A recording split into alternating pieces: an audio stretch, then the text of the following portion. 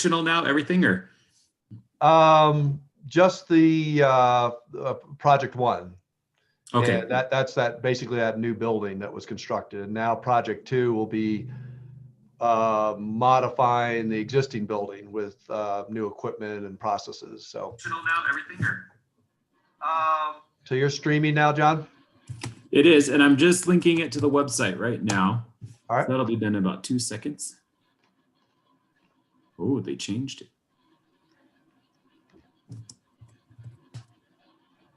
Are you still planning to jump off after you get us started here, John? Yeah, I wanted to make sure everything was working properly. Okay. Did Barb tell you she invited Rachel Betts to the meeting? She might have mentioned it to me. I did, let her know it's just the first reading, but she's welcome to attend. Yeah, so I think that should be no problem either. I just wanted you to know that she will be there. So thank you. And she has unprotected access, so she's That's fine. That's fine. She wants to say a few words. If the mayor's okay with that, she certainly can. okay. Hey, John, I thought you were enjoying a rare day off. Yeah.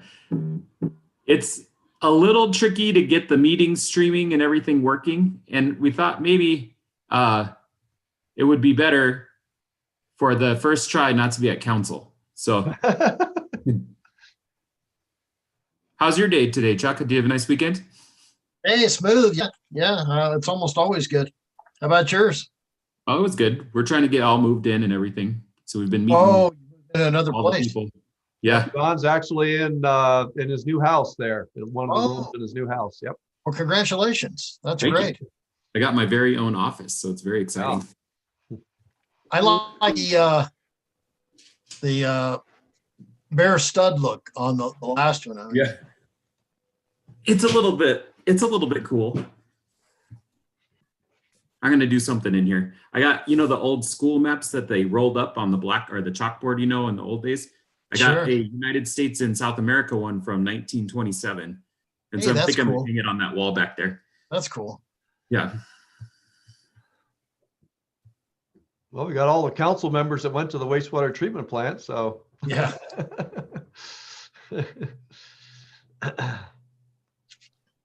Now there's Matt Guys. Hello, Matt. Hey there. How's it going, guys? Going well, thank you. Good to have you with us. Definitely. Glad to be here. here. A few of our council members online here with us. Everybody's gathering, of course, but we've got 3 of our council members, and John and me, and then our city clerk, Diane Brees. So that's who's on so far.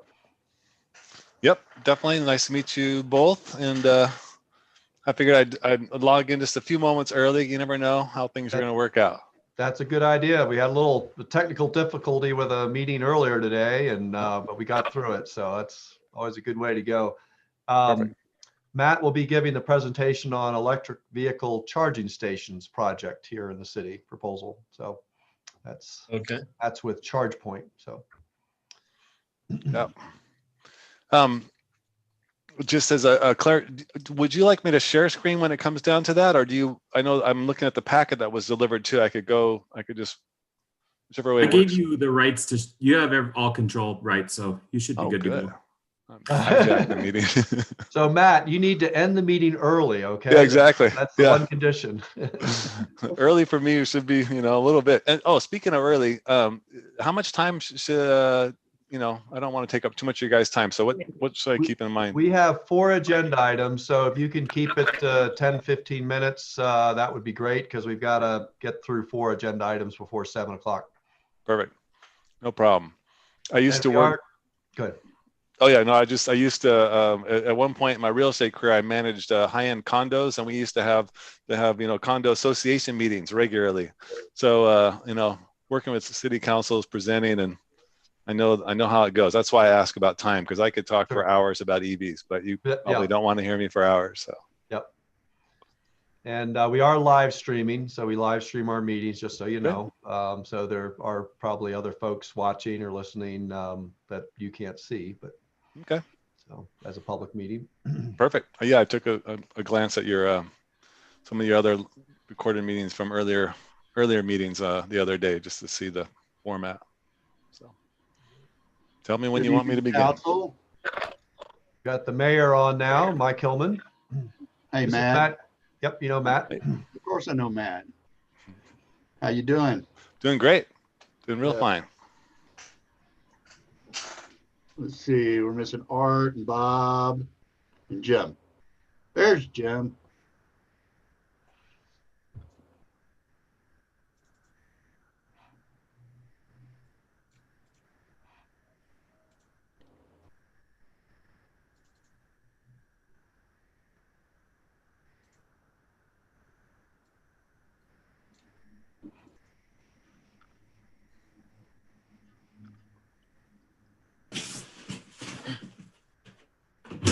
Hello. Mayor, John is in a room of his new home there.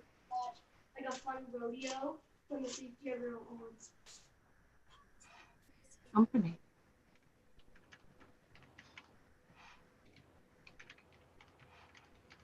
When are you doing it? What? When are you doing your thing? All the info's in the back Okay. of the card if you want to look at it. Would you be able to come back tomorrow so that we can have, and how much is it? They're $10 and I take We'll definitely do it. But like cash Yeah. or if you could even come back like in an hour, so because I'm in a meeting right now, we oh, could get it done. Is that all right? Welcome to the neighborhood. John, John will take you're- it to it. you It's get all a lot cash. of those. I'm not used to kids in the neighborhood. That's different for me. Right.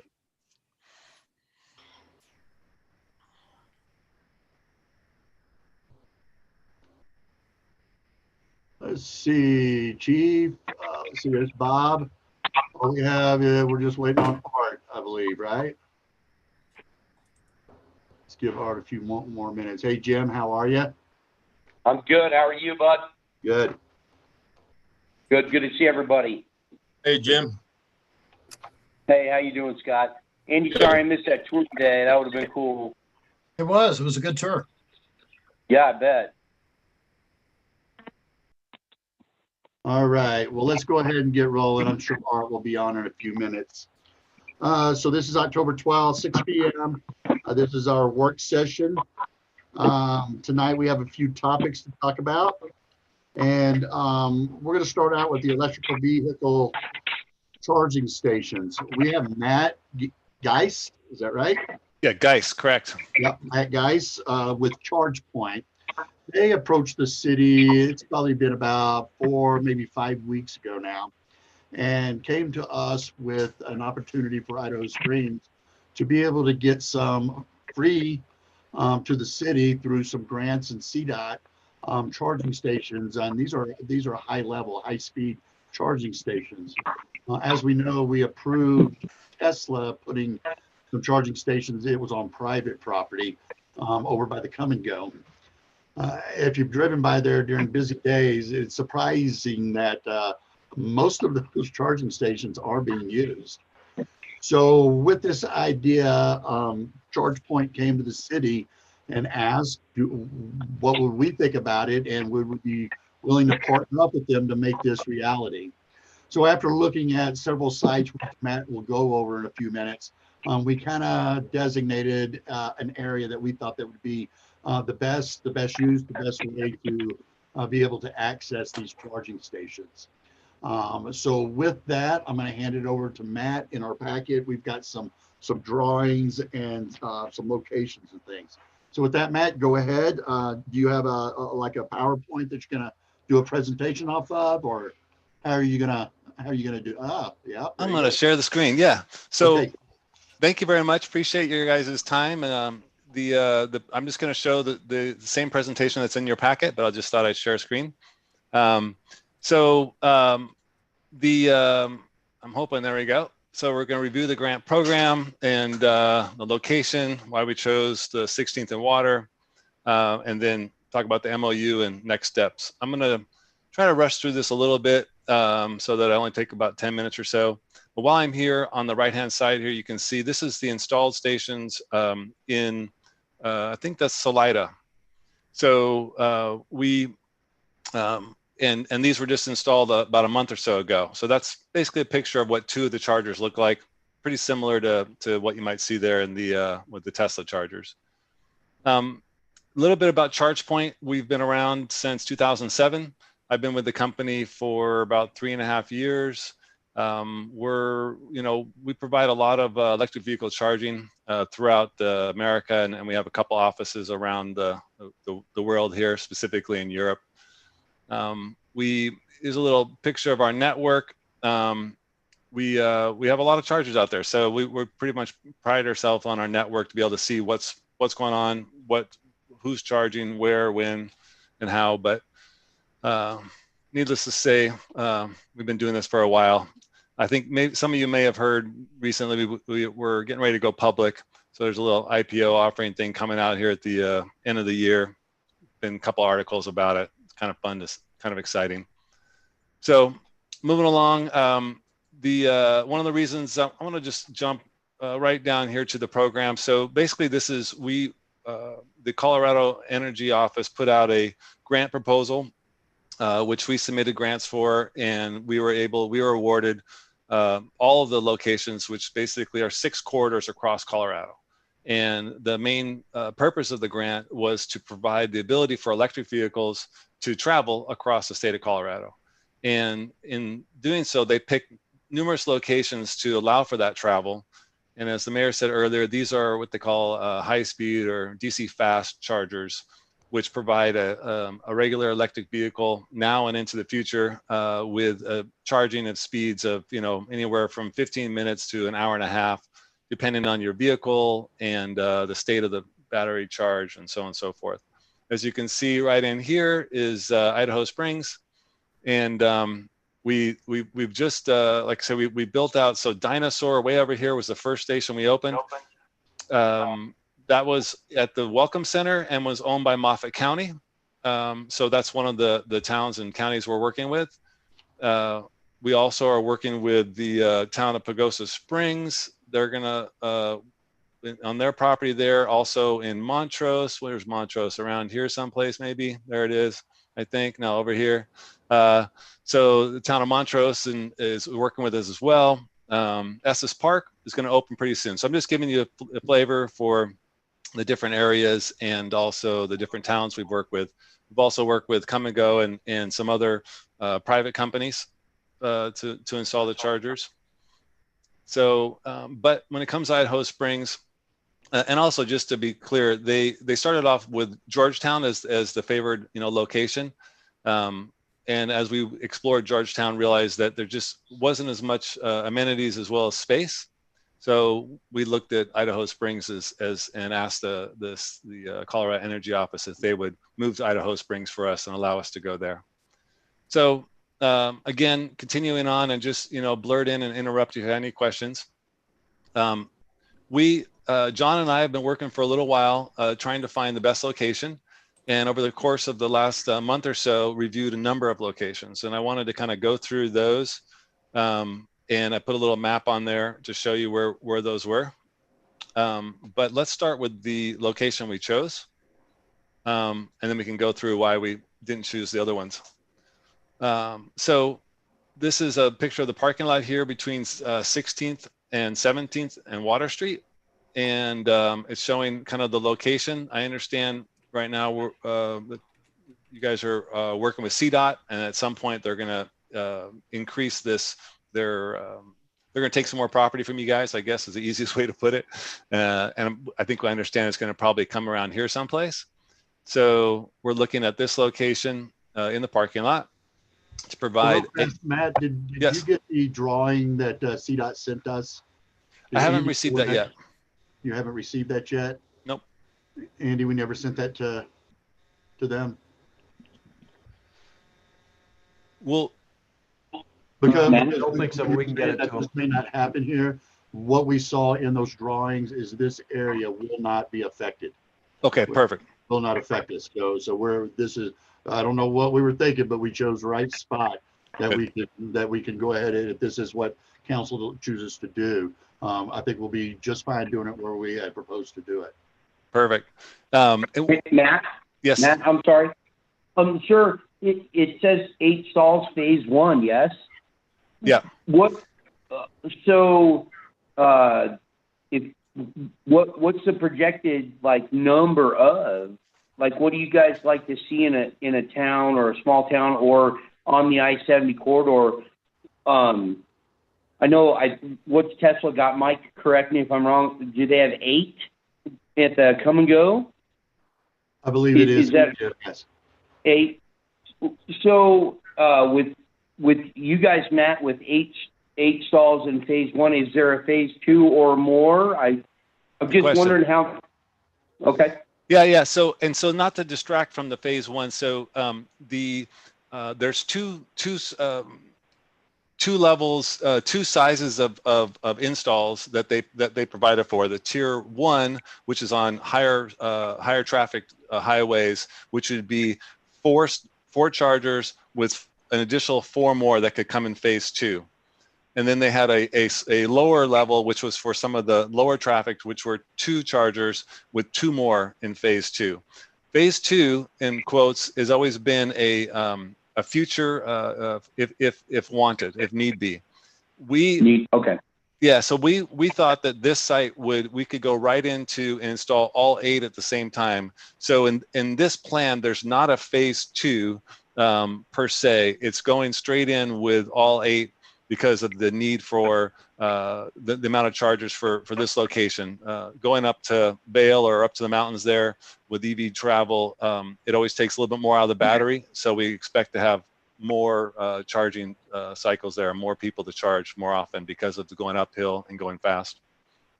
So perfect. That was my question. I know, 8 stalls is at a premium during, when we're rush hour busy time, especially back there where these are going, or tentatively. Mm-hmm. And, with that being said, phase 1, if we, doubled another 8 stalls, is that, can our town, with our parking issues as they sit now, can we afford that? So that was my question. Thank you for answering it. And yep. Sorry. It's all right. I know you're trying to rush through this, so. Yeah. No problem at all. And like I say, I could this deck here I could spend an hour on easily. So I'm going to try to, like I say, shorten it up. But so that's my question: is why public space versus private? Sure. It comes down to, why don't we just go right into the other location? So there's a couple things that you have to have with the chargers when you go this fast, this kind of speed. One is power and a lot of it. So Excel's the lines are down here in the alley there, and so we can get access to the power. So that's a main piece of it. The other part is that we need some space, and so we have worked with other public private entities, throughout, but Idaho Springs is kind of parked in. I mean, there's not a lot of open space. You have a freeway, you have a mountain, there's not a lot of area. So let me just go right into a couple of other areas we looked at, which would start right about here. So we did look at the other parking lot there to the west. But after we reviewed it, there was a couple issues. The first time we thought we'd put it here near the alley or the promenade, as you guys are kind of working through. But we can't have it underneath the power lines. So then we thought maybe in the middle of the parking lot, but you guys, I know, have some future thoughts about the garage. So that pretty much kind of took out that location. Additionally, we looked at another one of the properties up there at the Clear Creek Resource Center. Although we would have to take up a lot of parking because you can see the parking's angled, and angled parking tends to be a little more problematic for EV charging. Just based on where the charger connector is on the car, as well as just this area is pretty tight. And we also talked about the fact that it's used for public parking and overnight parking. We also looked at the visitor center, and as I found, that the Heritage Museum is leasing that space from you guys, and so they thought that maybe 8 would be too many, and they also had some other issues that kind of ruled them out. Additionally, we looked at this area here, this angle parking, although the chargers themselves and equipment need a little bit of space, and that would have cut into that new sidewalk there, which is actually also a trail, and has to have a minimum requirement of width. And so that kind of ruled out that location. And then I think we looked at the Ranger District as just looking at every opportunity. And that's why we ended up settling there at the, let me see, was there another, and then Come and Go wasn't available. They've already given up too much of the parking there. So that brought us back to this other site. And then we had a couple of pictures, you know, from the view.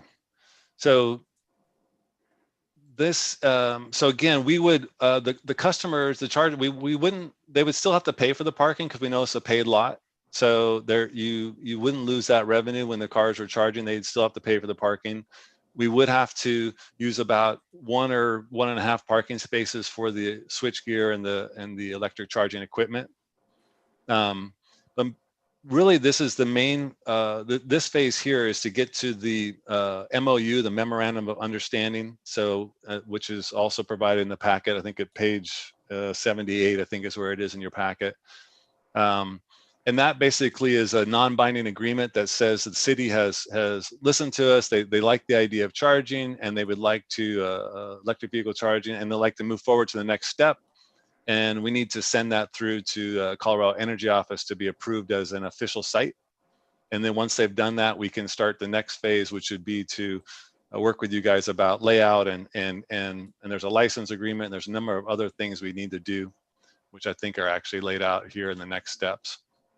There's a memorandum understanding, and then we would have to work with you guys to find out, you know, the best spot, and then put together a license agreement. There's also NEPA review that needs to happen, which also takes a little bit of time. Also, I'm just going to show you what the charger looks like. This is the main charger. This is a power module that fits into the power block. Power modules take AC power, converts it to DC power, which then allows it to go through these connector cables to the car, directly to the battery, bypassing the inverter converter on the car, which allows for the speed. And Matt, that will do everything but a Tesla, right? Yes, yes and no. Yes, right now it will charge every other car besides a Tesla, although a Tesla has an adapter that they can use on the CHAdeMO cable. And I don't think it's a secret that Tesla has, we've been in— They're proprietary. They're proprietary. We've been in discussions with them for a long time to add a third cable swing arm up here that would be a proprietary cable, a Tesla connector directly. The chargers, all the chargers we're building this fast have 3 bus bars inside. If you're an electrician, you know what I'm talking about. Basically, we're using 2 right now for these, for the combo and the CHAdeMO, and that third one would be for the Tesla. It's not approved yet. We've been in discussions with them for a little while. We love the idea of being able to bring that. I think that as they sell more cars, they're going to need more chargers as well, besides what they've already put out. Well, Elon Musk just put some people on Mars, so I don't know if they'll give you a third cable there, bud. I don't know. Well, yeah, it's definitely, I mean, right now, like I say, everyone thinks about electric vehicles, and I think about Tesla. Tesla has the, you know, majority share of the market right this moment. But as you're, I'm sure, aware, there's a lot of cars coming out that are not Teslas. The Rivian, Yep. I think, is going to be super solid when that comes out. And the other cars that are kind of listed here across, these are kind of more sporty, but there's plenty of other ones that are coming out. All of these would charge on the fast chargers as well. So, Thank you. yep. Matt, how many parking spaces are we taking away to get those 8? Did you have that? I didn't hear. It would be basically 9, maybe 9.5. It depends. The equipment does take up about, this section here takes up about a parking space. So one of the ideas is potentially using, if there's any sort of sidewalk area, I mean, this area could be configured so that it's not taking up a full parking spot. But it's I would say 9 parking spots would be needed. Matt, we're not losing the parking spots though. They're just becoming available for electric vehicles. And we've seen the demand from the Tesla station that shows that those would probably stay filled too. So we're taking 8, we're converting it 9.5 into 8 though, right? Potentially, yeah. It really depends on how what sort of layout we can do. What we often do is we use, you know, some setback area or landscape area. If we have to be right in the middle of the parking lot and there's no other kind of weird angles or anything, then we end up taking about a parking spot. Depends also with the transformer from the Xcel Energy. They need a little bit of space. For instance, if this space was available or some sort of angular spot, we could take that wasn't suitable for a car. But I know that that's not quite the way it is right now. So we would have to kind of go through the design plans. Of course, the city would have to authorize those design plans if we got to that step. So you guys would be right in there from the beginning, making sure that you agree to everything that we're proposing. So So So Matt, those- How are those cars pulling into the charging units straight on into the west, facing the west? yeah, what we would do is right here would be an island basically that would have the chargers, one facing either direction, top and bottom. So the cars would pull in this way and then pull in this way at this time. We could go straight across too. It's relative, and we'd have to have our designer, work with you guys to see what's the best fit to maximize to minimize the how many parking stalls we take. So Matt, is it necessary, we are gonna, CDOT's gonna be tearing up all the asphalt out of our parking lots. Does that power need to be right at the charging stations? Or if we had a location from where you're showing now, of course, nobody can see my mouse, but if you went all the way to the right where that X and that square is, yeah. Is it possible if to put it there and then just run the line to the site? Yeah, so I think what I would do is if we thought we wanted to be here, then we would probably try to run the chargers like this lengthwise, which we've done before. The one of the biggest expenses is actually is running the power lines. With Xcel Energy, they do have a line extension credit, which will save some money because the power is in the alley here. So from one of these spots here, they would run it down here and they would bore underground or potentially trench, depending on what was available and what was needed to bring the power to the location. So I think that this would be, if we were to move forward, which I hope we will, we would have we would spend some time with the designer and figure out how we can lay out and where we could take potentially nooks or crannies to allow for some of that space so as not to take up any more space than needed. Will those 8 spots be designated only for electric cars? And if there's not an electric car there, can a regular car park there? Nope. Yes and no. Nope. Well, yes, Well, I mean- designated for electric cars only. No, a regular car shouldn't park there. So if we have no electric cars coming up and right now there's, I don't know how many are on the road, but not a whole lot other than Tulsa from what I could tell, we'd be losing 8 spots in a busy afternoon. That would just be empty for an afternoon Correct. or a week. Okay. And how long does it take for a car to charge up? It would take, like I say, right now, my car, I drive a Chevy Bolt, and it can only take about 54 kilowatts. So it would take me about 45 minutes to an hour and a half to do it if my battery was real low to fill it all the way up. But normally, I think that the range is about 20 minutes to 40 minutes. So it all kind of depends on the car and the ability to take the power and what their battery is. Do you have to be with the vehicle when it's charging, or can you leave the vehicle and walk off? Definitely, yeah. The idea here is they would pull in, park, and charge, and they would go and get some food or stroll through town and check out some retail. So if they decide to do that and the car's fully charged and they're somewhere for an extra hour, that spot's not going to be utilized for a second car. If they wanted to pull in there, it has to wait for the Yeah, I first guy was to pull wondering, up. it's that same question, is it proper etiquette to remove your car from the spot after it's charged? Well, we do have some assistance with that. There's ways to basically, after so much amount of what they call idle time, so your car is charged and it's still plugged in, you can start to apply a fee. Some people apply a couple $1 fee. Some people want to put a $25 fee on there, so as to encourage movement of the car. But if they're plugged in, they're being charged a fee to be there. To charge fast on the road, it's somewhat expensive. It's not like when you think of charging at home, you plug into a charger and you're just paying your regular electric bill. To charge fast, you have to have a lot of power. So we're probably going to have about a 750 kVA transformer, and the demand charges are, I think they're about $6 or so. All that basically said is that it's the convenience to have your car charged very quickly while you're on the road is kind of, you know, synonymous to going to a hotel or going out to eat. It's much cheaper to eat at home than it is out on the, you know, out on the town. And that's kind of the way it is with electric vehicle charging. But if you're a driver like I am, you are happy to pay that because the majority of your time is charged at home. So if you're on the road, you want the fast charge, you want the ability to get there so you can get to your destination. So you pay the extra dollars. And I read through all this. There's no income to the city from this. Did I read that correctly? We'll still be collecting parking rates.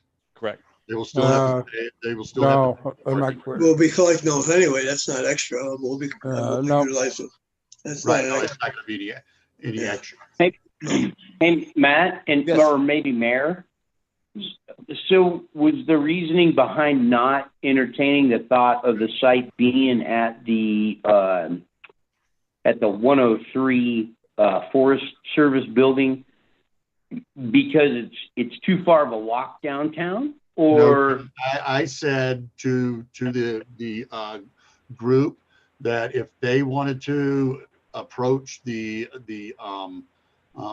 Forest Service, more power to them. I just know that I've been working with Forest Service for 6 years and nothing happens very fast. And they have to have this thing pulled out like pretty quick because they have to have this installed by next June. Right. Yeah. But I really like the fact. I'm sorry, sir. Go ahead. Yeah, I just told them, I said that would be on them. If they wanted to go talk to the Forest Service and they thought that was a good location and they think that would be a good for them, then absolutely go for it. I think that we will still, you know, they park, they charge, they're going to spend money in town. That's why I didn't really like down by the firehouse. Not only that we'd have to put those things in the Greenway Trail, which we can't do, but, you know, if they're charging, what are they going to do? We want these people that are using those charging stations to spend money. Right. And that's kind of why we wanted it to. I totally understand that. What I don't think is fair to everybody, you know, including, you know, the people that don't drive an electric vehicle, is that, you know, just like Scott and kind of Art, I think we're going to is that, you know, it's 9 spots that are sold totally proprietary to a certain car only. And I don't know that. And then if they stay, yeah, we're getting parking money, but we'd be getting it regardless. But basically we're losing 8 spots to a particular brand or brands of, you know, a vehicle only. Right. And we're assuming they're going to go, I mean, and, you know, if those were regular parking lots, spots, those 8 people would park there and they would go spend money at the restaurant. So we're not getting, I can't see what we're getting over and above what we're already getting out of the situation. Yeah, I've got a little different perspective maybe. Where I was coming from is that the electric cars do not pay sales tax for gasoline, which we benefit from, we the city.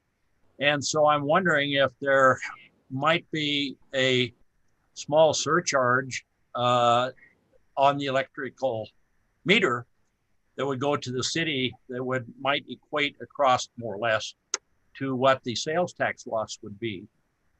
And would all be even. Absolutely, Bob. Yep. Good thinking, Bob. Yeah, I was totally under the assumption that it would cost the person, you know, the parking. Yeah, absolutely. Plus something back to the city for the convenience of being able to do what they do in our town. Yeah, I absolutely think that there should be a surcharge there. You know, Matt, about a few years ago, this conversation wouldn't have been this way because we needed parking. We needed cars to fill the spaces. Now we have far too many cars and not enough spaces. So you know, it depends on usage also of how many electric cars. And I think it would be really useful in a package to see projections as to how many electric cars the growth would be here, you know, just an idea. And well, I think, yeah, I mean, I think that I think there's a misunderstanding about that electric car. There's about 2 or 3% electric cars right now. You guys are a ZEV state, and there's supposed to be, I think they're talking about 5%, by, what is it, 2023, and 6 by 2025. That's right. And those are low projections and that's what the state's kind of mandating.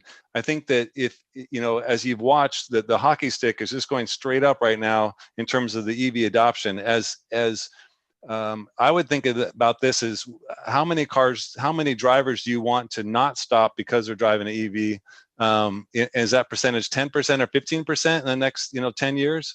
So it's more about losing customers than it is about gaining new customers, because they're not going to want to stop someplace where they can't charge, specifically when they're going up the mountain. And again, this, the grant was to be upfront, to put seed money to help grow the market and expand the market. So there's a lot of conversations about it and different perspectives. And I appreciate every one of them, and would love to follow up with anything.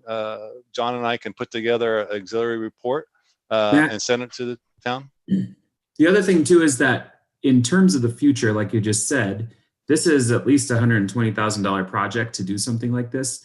And the city may not have funds or opportunities to do it in the future, when it may become more of a priority in terms of the numbers of vehicles that are actually stopping. And so a little bit of foresight here may save the city quite a bit of money down the road.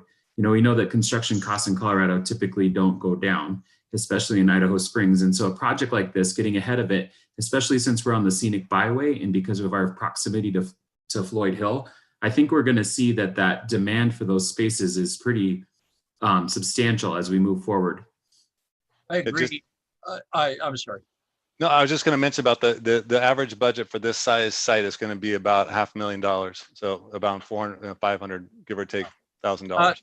I was wondering, maybe this has some influence on our discussion, but is there another company that has the contracts or the franchise for the gap in I-70 and other gaps, like I-80, for example? And so I'm wondering, what those gaps are. Right. I mean, well, just for example, the town of Vail is going to have the chargers there at the Lions Head parking lot. They're going to own and operate them. They put up the money and they want to put it right into that parking lot there. So to them, they're putting in a full set of chargers in the parking that they own. They're going to own and operate themselves in their budget. We're not going to. I just feel like we're putting a private money on public.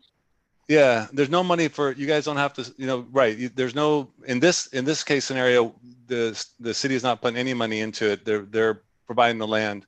And we're not getting any money back either, so. Not indirectly, right. Indirectly. Are we entering some type of contract with the private company that he's? Yes. Yeah, there's there's a license agreement. Yeah, that's what's on the agenda tonight under Andy's staff report, is to approve an MOU. That will be in our regular meeting. So if there's I feel with the electric cars, I think it's a thing that's coming. We can't avoid it. It may be a little bit slow to have 8 spots to start with, but I could see us putting in a phase 2 as more electric cars are out there. Matt, who retains the equipment at the end of this agreement? The equipment is owned by us or our partner. So we're licensing the space to install the equipment. Mike, Mayor Mike, I have a question.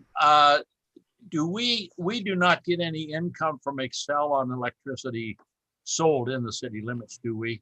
No, we don't. Yeah, we do get a, I think it's a 0.5%. They call it some kind of I don't know what it's called, but the city does get something that goes into a fund.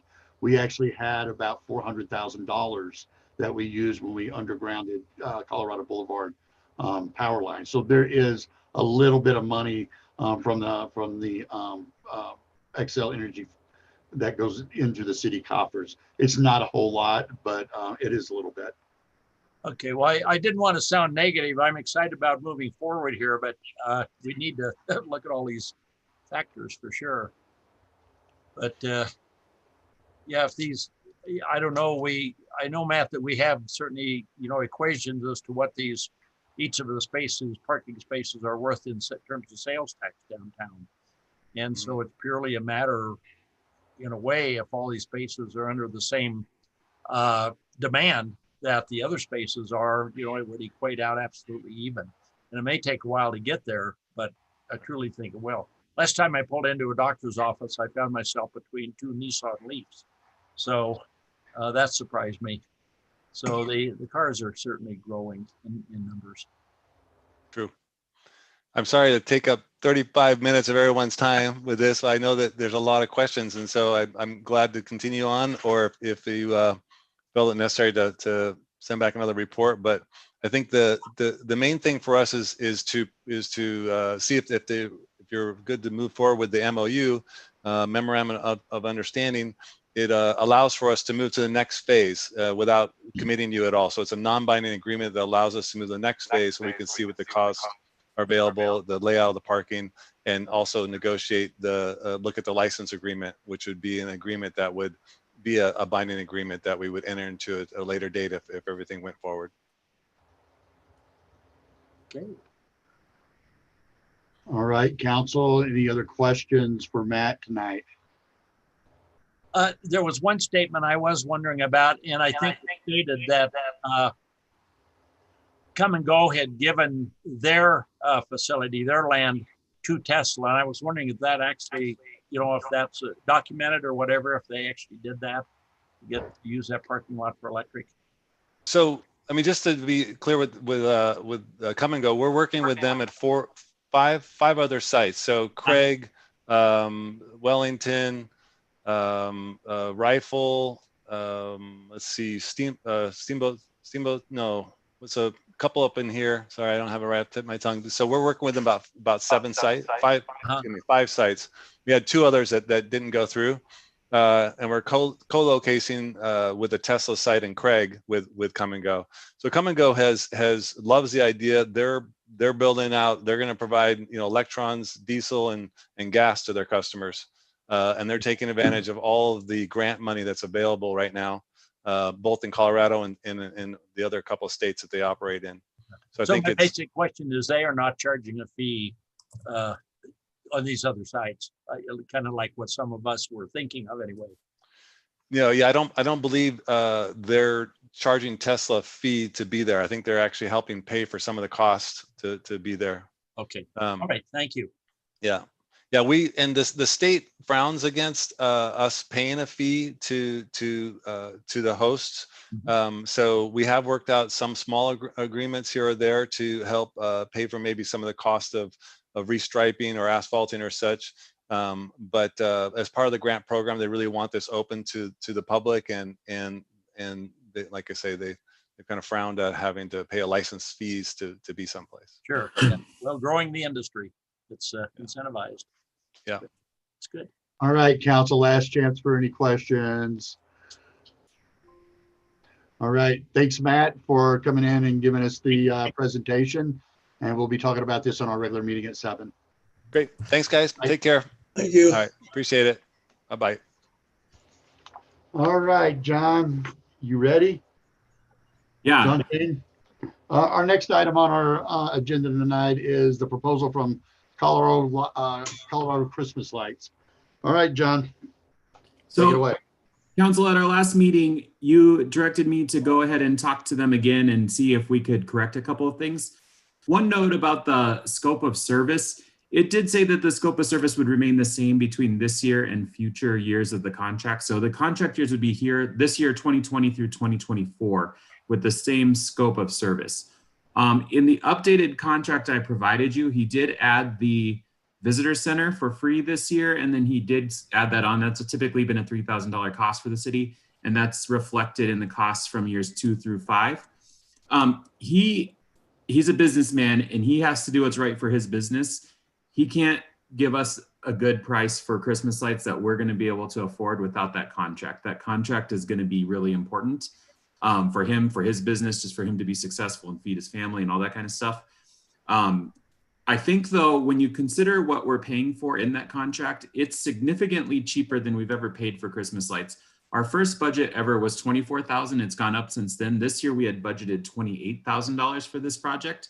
So the cost of this is a significant discount, which I reflected in my staff report there. I gave you the exact percentage, and I'm just going through the packet right now looking for that number. But essentially what we have is a $20,000 contract for years 2 through 5 and a $10,000 contract for this year with demonstrably the same light show that we've had for the last couple of years. The only difference is CRC Park. CRC Park has some challenges with the grass and the irrigation to get to those trees. Last year we put big balls in those big trees over there by the gazebo. And the problem is that when the irrigation's on, the ground is wet. So you can't really put like a lift or anything on there without messing everything up. And so we left that off, but we do have, our snowflakes on the roundabout like we did last year. We've got the lights on the bridge like we did last year, City Hall, and then all the way through up to Citizens Park. So I think, in my personal opinion, I think it's a relatively good contract. It's your decision, of course, but it provides Christmas lights, which is a really great thing for our community. People look forward to it. It's also a great economic development tool for our businesses downtown and around the town, just to see, people will come up and see the lights. And we do know that people have done that in the past. And so I did make a recommendation that I thought this was a good contract. And I leave that to your discussion. All right, thanks, John. Council, any questions for John? Yeah, I'm amazed at that first year. That's a bargain, and considering our budgetary questions this year, I think it's amazing. I was wondering if the pandemic was part of his thinking for this really good deal, or was that your negotiating skills, John? I have developed a pretty good relationship with him over the last few years, and he's really grown his company and used us as a reference. And I think he's really trying to do right by Idaho Springs here. That's my honest gut opinion of what he's trying to accomplish. I mean, he's given us a discount in the next couple of years as well. And I really think that's what he was trying to do. Yeah, well, it's an amazing price, I think. Yeah. So, John. Well, John, the price holds over a term of a contract for how many years is that? It's through 2024. So cost of labor goes up every year. So he's holding the line for those 4 years. Yes, sir. That's a good deal in itself. Yeah. Absolutely. All right. Any other questions for John on this topic? It is an action item on our regular meeting. All right, John, take it away. Okay. Next up is I gave you guys some information about street signs, the park benches, and bike racks that we were working on through CDOT. And I also gave you a crazy idea I've been kind of thinking about, and I know a couple of you have mentioned in the past. As you know, we had that $50,000 grant award through CDOT that needs to be spent by the end of the year.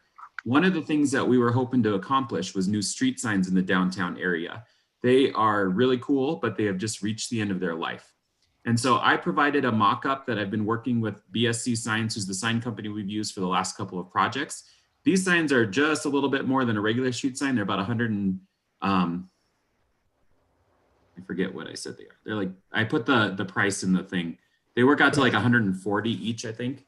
And basically they're pretty simple. They're just a brown sign with white reflective lettering, which is good for driving. And it's not quite to CDOT standards, but at least reflective sign there.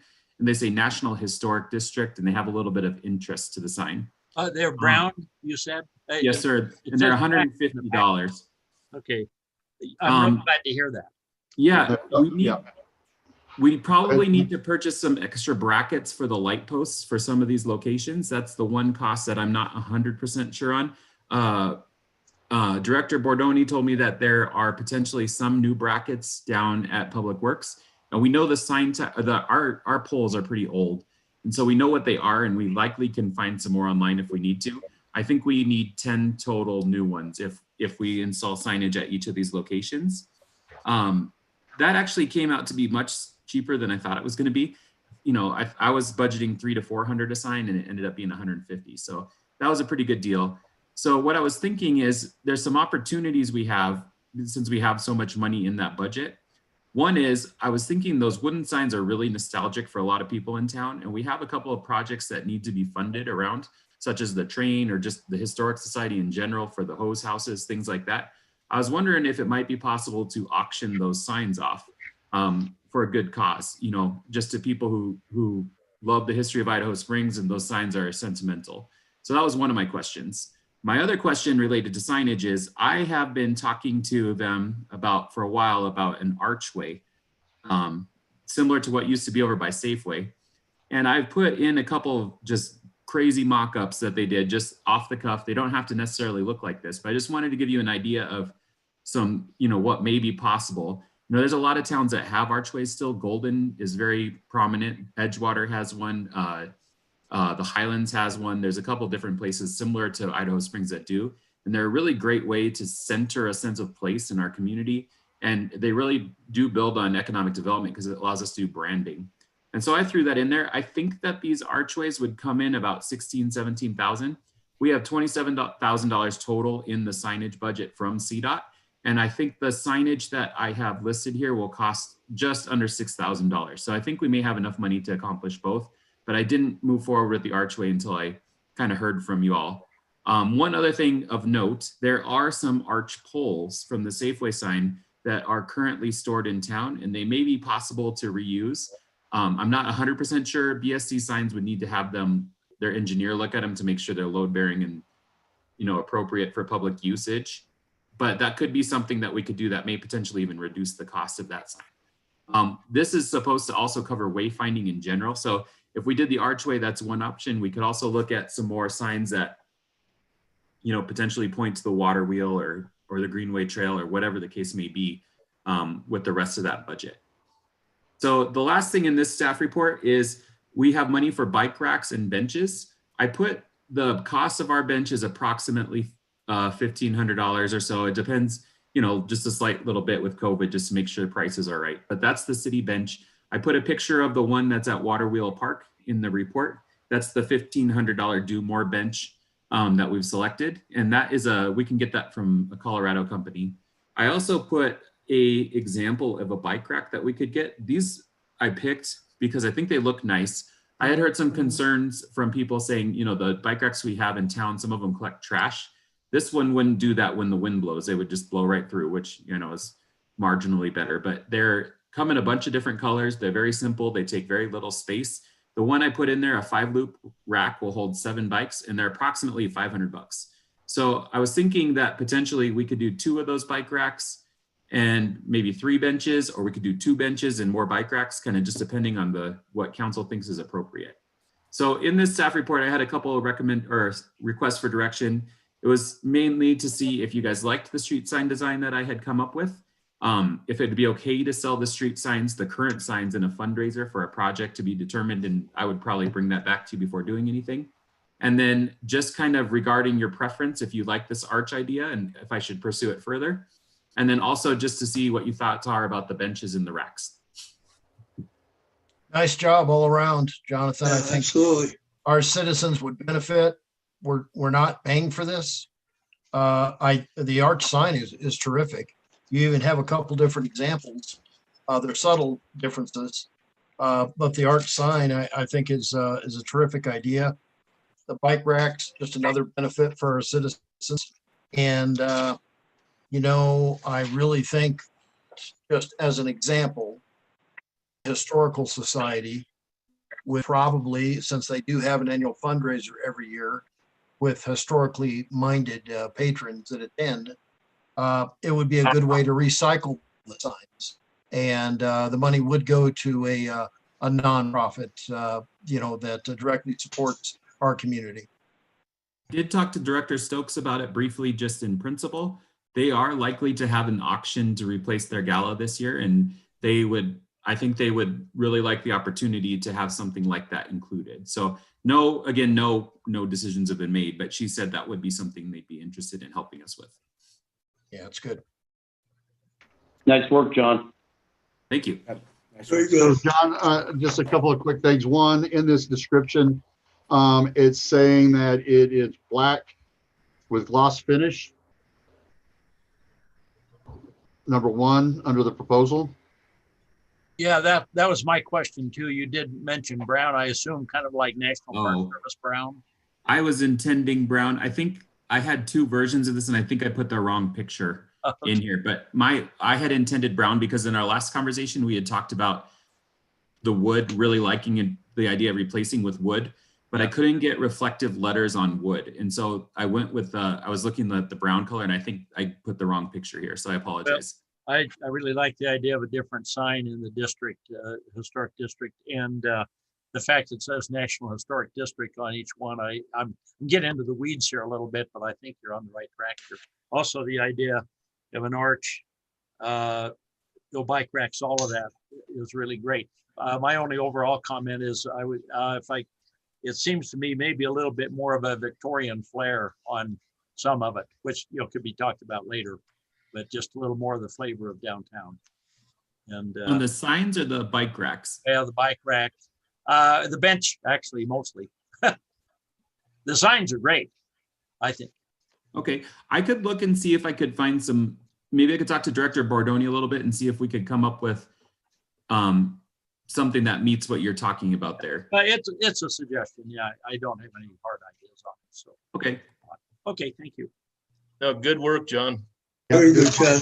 Very nice. You know, the talk about arches is not something new. We talked about that years ago. And the thing about it is location. Where do we put them? Do we just get one for the downtown, or do we get one for each end of our town? Coming in from the west, which most of the traffic comes in from the west into town. So, yeah, no, I think it's a great project. And like, I don't remember who, free money to get this done for free. I mean, this is a great use of things that we were already proposed to get done, especially the downtown street signs. So I like it. It is also on our, it is also on the agenda tonight, and we'll give some direction to John what to do next. Thank you. Okay. All right, John. Downtown improvement update. Or CARES Act. Is it CARES Act? Yeah, I'm sorry.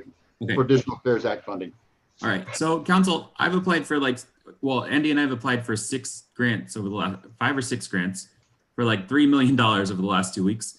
One of those is that we're working on currently is the CARES Reserve Funds. When the original CARES Act was apportioned by Congress, the state held some of that money in reserve. There's approximately $28 million in reserve right now. What we were thinking about was applying as a city for some of those funds to meet a couple of needs. Now, this staff report isn't necessarily set in stone. There were just ideas that I had, and I just wanted to present them for your direction. The first one is a small business gap funding program. As you may know, we've been working on a business, it's called Clear Creek Cares About Business program in the county, and it's very close to awarding businesses funds. But what ended up happening is we had originally done a survey to see kind of what needs were. And then in the actual application process, there was more need reflected monetarily than we actually had funds for based on what we had done in the survey. So what that means is in Idaho Springs, I believe there may be a $250,000 gap for small businesses to survive this winter. This money has to be awarded by December 31st. One benefit of the city applying for money for this is that we already have applications. I've already vetted eligibility, and we already know pretty much all the information we need to give businesses money to survive. So one of the things I was planning on, or what we were planning on asking for, was $250,000 to make up the gap between what the county may be able to fund and what we can fund. And that's just based on my best guess, knowing what the applications look like. My second task I have listed here is a resident support program. As you may know, early in the pandemic, we applied to the Colorado COVID Relief Fund for $25,000 to provide funds to citizens of Idaho Springs. It was a blind application process. People were able to get grocery money from Safeway in the terms of gift cards, or we gave cash money to people as well for certain bills. It had to be certain kind of vetted bills for the cash.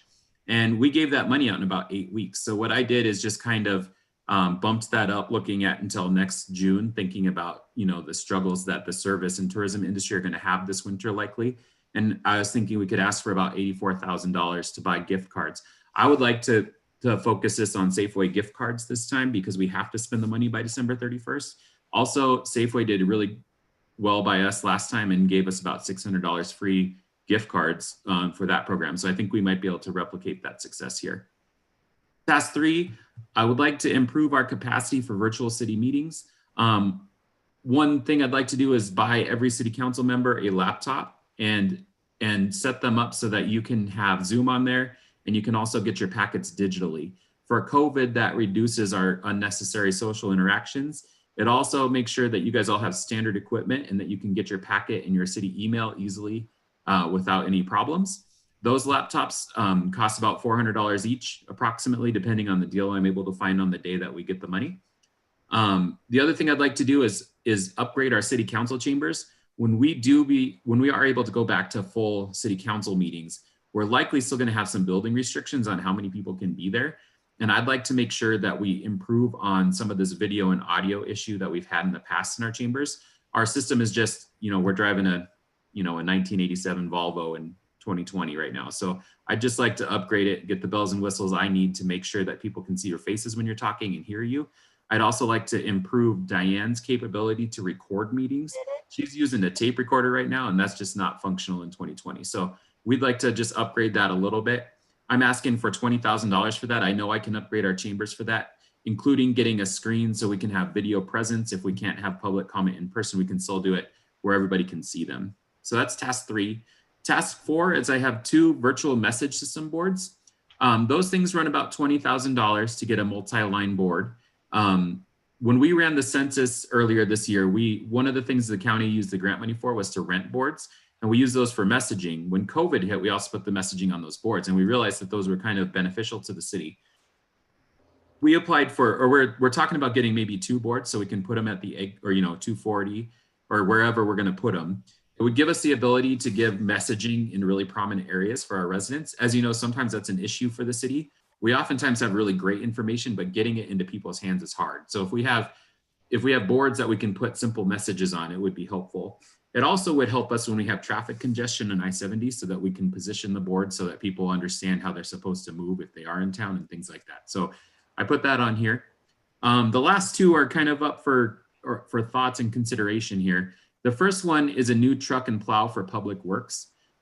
Our Public Works staff has a pretty monumental task related to snow removal in the wintertime and all the other duties that they have. One thing that I've been thinking about and that has come up pretty frequently in the Economic Recovery Task Force meetings is that downtown in the wintertime has some concerns with snow removal. As we know, on the south side of the street, there's damming of ice because the melting doesn't happen always the right way with the shading and all that kind of stuff. And that makes it really difficult. We also have some difficulties just, making sure that everything happens in a timely fashion. Public Works could use a vehicle to do that. And I think it would support our economic development operations downtown, because we know that this winter, even if we're not operating the marketplace as we are now, people are not going to be able to wait inside while they're waiting to get a table if they do choose to do that. And they're also going to be, potentially if they come to shop, they're going to be walking around. So if we're able to improve our snow operations in the downtown area, I think that would significantly affect our COVID response in the city and promote economic development, which is one of the goals of the CARES Act. The final one, I kind of put this on there as a flyer, and I think there is a legitimate and ethical case to be made for this, but I think it's not necessary. I just wanted to put it in for consideration. As you all know, Chief's vehicle has been on its last legs for some time. That's not due to COVID, but it certainly impacts the city's ability to engage in public safety operations. And during COVID, the chief is in charge of emergency management and all that kind of stuff for the city. And so I put on here a new vehicle. I know that this one is potentially a stretch, and I don't want the city to engage in anything we're uncomfortable with ethically or morally or anything, because I think it's really important we do that the right way. But I did put that on there as an option, just as I was just trying to list every possible thing that may be eligible for COVID funds. So with all that in mind, that came to 474. I think we could cut that down a little bit to ask of maybe 350 to 400, which I think in terms of the overall pot of money that they have and the urgency to spend this money is a fairly reasonable ask for the reserve fund. All right, thank you, John. So I guess there's a couple of direction items. One would be, do we want John to continue to pursue our sign program and continue to work on that? And then also direction to go ahead or this grant's already prepared and being turned in. It's got to be turned in by Thursday. Is that correct? Yeah, I can change the tasks though. And I know, like, for instance, the police vehicle is probably, if we leave that off, it's just a slight modification of the grant. Mr. Mayor, if I may, I had this conversation with Jonathan. I'm opposed to trying to extract a vehicle from the CARES Act. If we had damaged or destroyed a vehicle in some function that was related to the emergency, I would be okay with it. But this vehicle was a secondhand vehicle, had over 140,000 miles on it, and I cannot in good conscience support us applying for a new vehicle, police vehicle under the CARES Act. Okay. Jonathan, I would encourage you to go after a larger amount, perhaps subtracting the chief's car if he's uncomfortable with that. But maybe 450, and I think they may par that down, but I think we're better off asking on the higher end, especially since you have everything ready to go for the Thursday deadline. Yeah, I could bump up the business support program.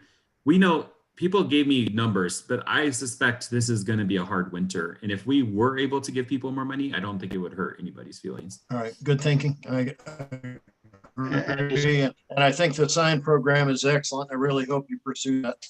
Yeah, second that. And the reason that we were looking at the business support GAP grant is the ask from the businesses countywide was over $1 million, and we only have $500,000. So there's going to be a lot of people that, we've got people that if they ask for 10 and they only get 3, is that 3,000 really going to keep them in business? If they said I need 7,000 to get, I can pay 5 months worth of rent with $7,000. So it's been, and I've been pushing on the county to put, they're holding some money back in reserves, and I've done everything I can, jumped up and down on the desk to say that needs to go in for these businesses in this community. So we squeezed as much out of them as we could, and that's where we ended up, over $1 million worth of ask. And again, if we were successful with this grant, this would be for Idaho Springs city limits businesses to support them.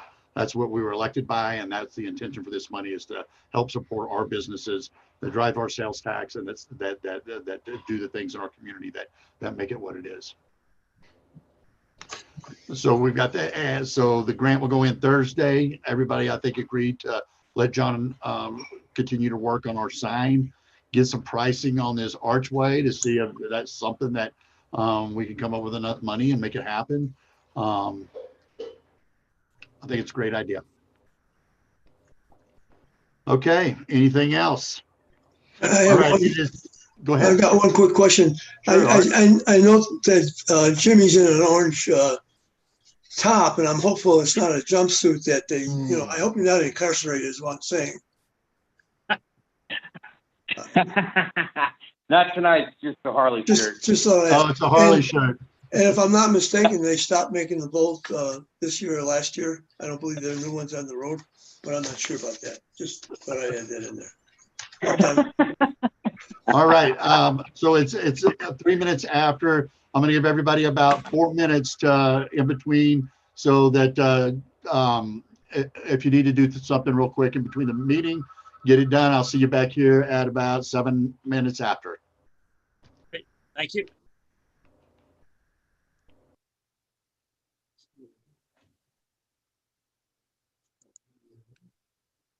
Okay. Thank you, Jonathan, screensaver. He's very much a difference. Is that ours? That's our screen. Oh, yeah. It is. We were talking this morning about how the The Clear Creek Current had the train already missed. Oh, yeah.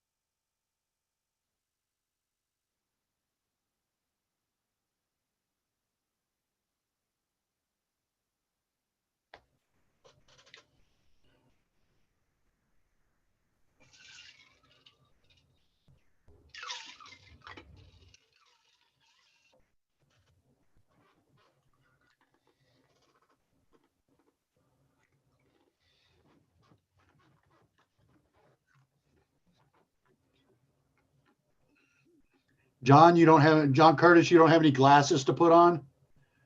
I think you're the only council member that doesn't wear glasses. I do when I read. I have to wear them. We'll get you some. Yeah. Watch, he'll show up next week with Elton John glasses on or something. Yeah. Hey, Loud. how was the tour of the wastewater plant today? Were there many participants in that? And what, Bob? The tour of the wastewater plant. I don't know who all went. I didn't go. I got tied up. John and Scott and myself. Yeah. Good. I intended to, but I really couldn't. John said no snorkeling. Yeah. No, I said we could snorkel. Oh, actually you did. Yes. Sorry for taking the negative side. Yeah. Okay, it looks like we've got everybody back. Diane, are you with us? Yes, sir. Jim's still missing. Can you hear me? Yeah. Yeah, well, look, Jim. There he is. There you go. Okay. All right, welcome everybody, council and public that's with us tonight. It's October 12th, 2020. It is 7:08. We will call this meeting to order. It's our regular meeting for the Idaho Springs City Council. Can I have roll call, please? Michael Hillman, Here.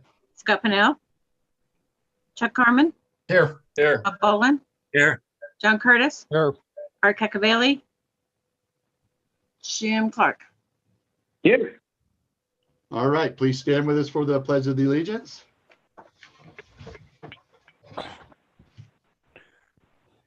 I pledge the allegiance to the flag of the United States of America and to the republic which it stands, one nation, under God, indivisible, with liberty Liberty, and just for all. All right, thank you. Please be seated. Hi, we have an agenda in front of us tonight. Do I have a motion or any potential changes that council would like to add to the agenda tonight? I would move that we approve the agenda for the October 12th, 2020 meeting. Do I have a second? Second. Motion and a second. Discussion. Okay, all in favor, say aye and raise your hand. Aye. Aye. Right, motion passes. We'll move on. Does anybody feel they have a conflict of interest tonight?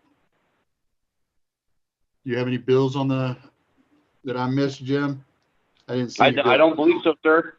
Okay, I didn't think I saw it. Okay, great. Minutes. Anybody have a chance to look through our minutes and make sure everything was correct? And I do would- have a do I have a motion? I would move to approve the minutes from September 8th, 2020, 28th, I'm sorry, 2020. Do I have a second? I second. And discussion. Okay, all in favor, say aye and raise your hand. Aye. Any opposed? Hearing none, we'll move to the bills. Do I have a motion? I would move to approve the bills to October 12th, 2020. Do I have a second? Second. Motion is second. Discussion. Do we have any questions about bills we're going to be paying?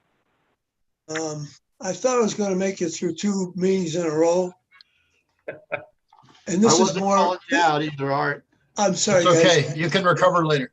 Okay, this is more of an inquiry. And it has to do with Ms. Carmen, the legal. It seems like, let's see, you want to know page 7, number 1052020. I'm sure there's a good reason for that, but what I'm concerned about is that we only budget, if you go past to expenditures with comparisons to budgets dated August 31st, we were already $16,510 over budget to that date. And now we're going to add another 22,000. Obviously, there's a lot of legal things going on. Is it something we can be aware of, or is it, I guess that's my question. Seems to be a lot of money.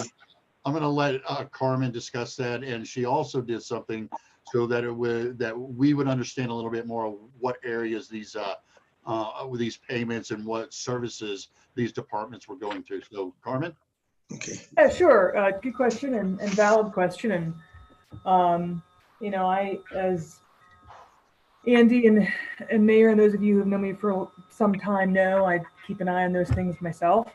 And try to stay out ahead of those things and mindful of the amounts that are budgeted and the amounts that are being spent.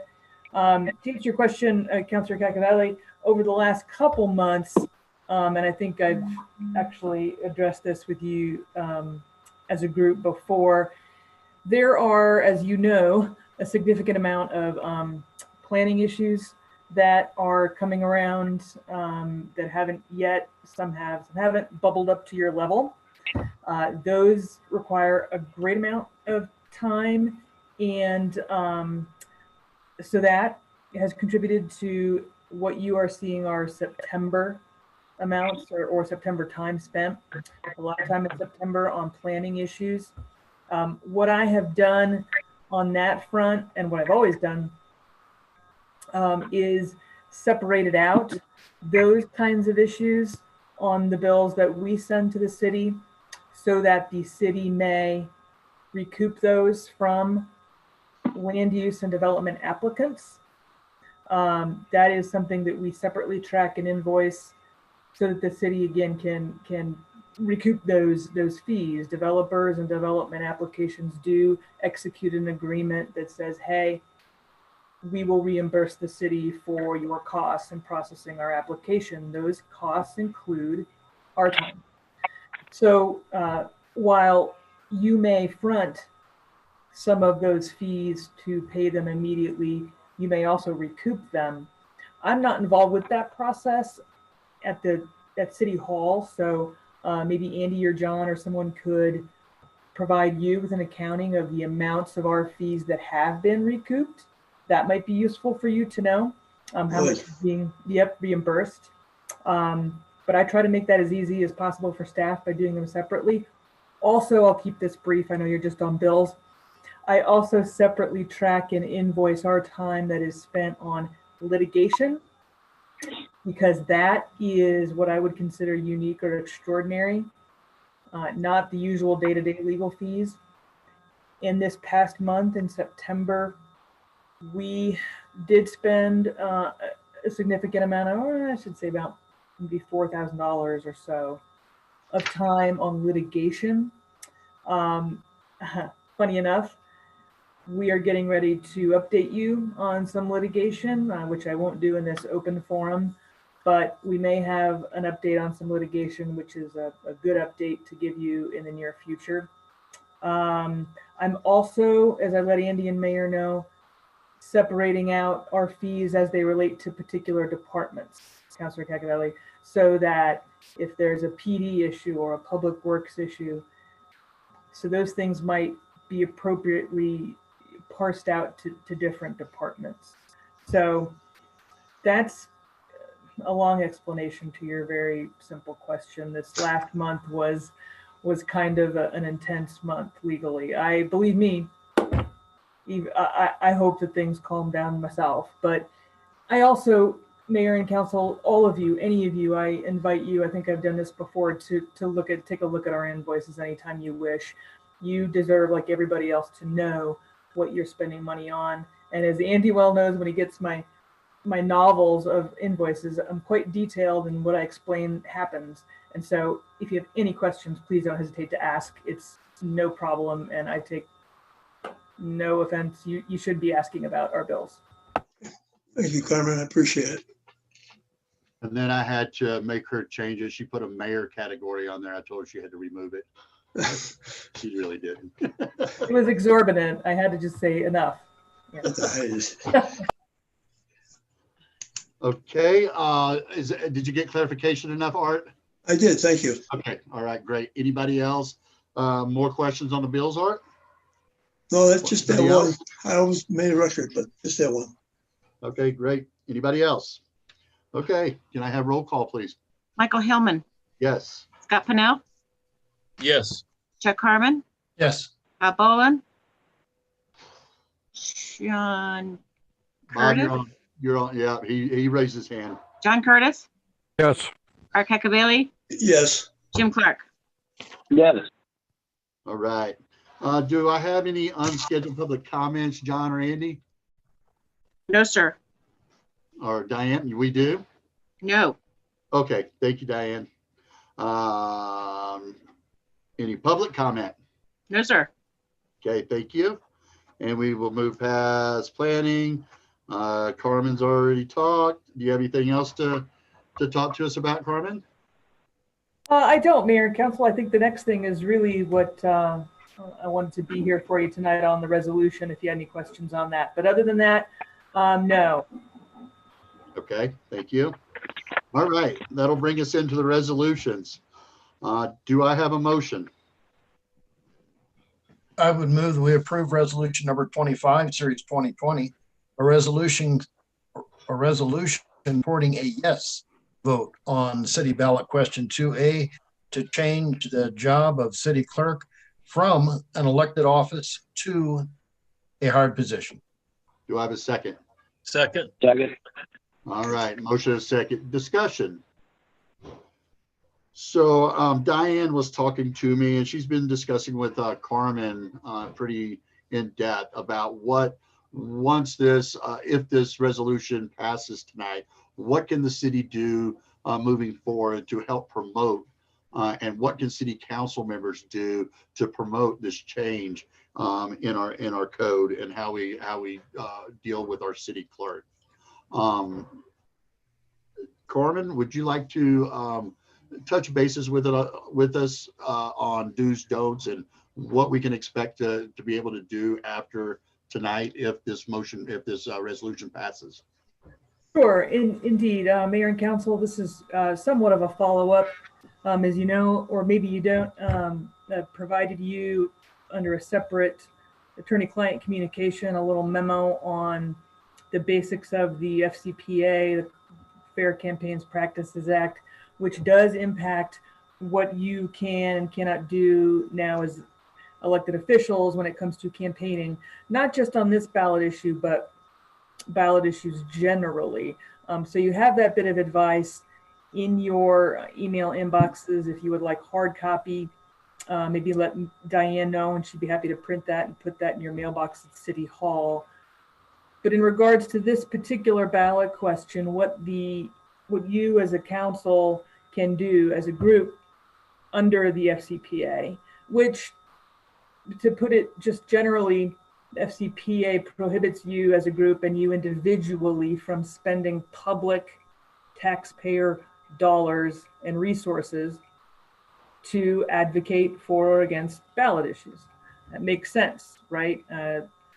You're elected officials, and despite your own personal views about candidates or ballot issues at any level, federal, state, or local, public dollars should not be spent on campaigning for your personal views, right? But having said that general rule, the FCPA does permit you, again, as a group, to adopt a resolution that encourages or advocates a certain vote for or against a ballot issue. The FCPA allows you to take that official position by resolution and then advertise and circulate that resolution, but only in the way that you generally do for resolutions. So if you put resolutions on the city website, you may do that. If you put resolutions in a newsletter, you may do that. What you may not do is do extraordinary things that you wouldn't ordinarily do to advertise the passage of a resolution. We arguably could not take out a full page ad in the Denver Post or buy a billboard and put the resolution up there, because we wouldn't do that for another resolution, right? So the ordinary ways that your resolutions are distributed, you may do that if you choose to pass it, to advertise its passage. As I told you before, this is an option under the FCPA, and it is an option that belongs to you as a group.